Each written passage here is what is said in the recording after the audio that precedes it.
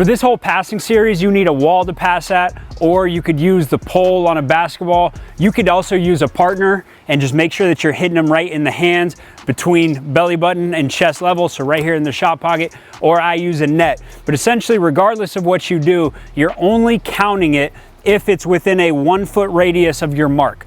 So go ahead and put an X right here in the middle. What you can do if you're using a wall is choose your spot and then go 1 foot up, make a mark, put a piece of tape, 1 foot to the left, 1 foot to the right. So this is your radius. You need to hit within this little box, within that little triangle. If your pass is outside of that triangle, that counts as a miss. On all of these, you need to get 9 out of 10 in order to move on to the next one. So your first one is just gonna be a chest pass, and I'm gonna go about 20 feet away from the wall or from the net or from my partner, and I'm just gonna step into it. I can freestyle, do whatever move, and then just step into it and pass.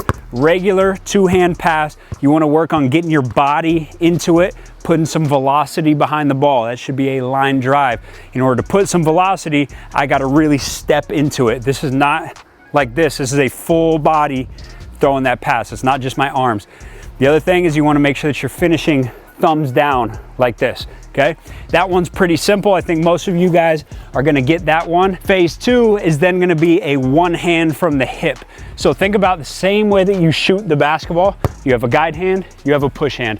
That's how we throw these one hand push passes. So I'm out here on the hip, I got my guide hand, I got my push hand, all right? Same thing as a shot, it's just horizontal. And the reason you really need these passes is because I can't always turn and throw.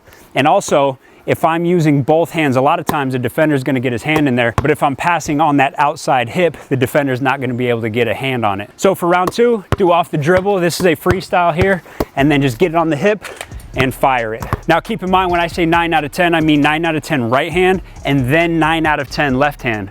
A lot of people will get stuck here on this left hand, but we gotta have that left hand good because I'm not always gonna be able to pass with the right hand. I need to be really coordinated and have some velocity behind the ball, some strength with that left hand. Now, if you get 9 out of 10 there, then you're gonna go to the one hand sidearm, all right? You should have this with both legs, right foot step, left foot step. You should have it with no step, with the feet just stationary, and it's just upper body. To pass phase 3 and become a level 1 black belt for passing, you need to hit 9 out of 10 right hand and 9 out of 10 with that left hand.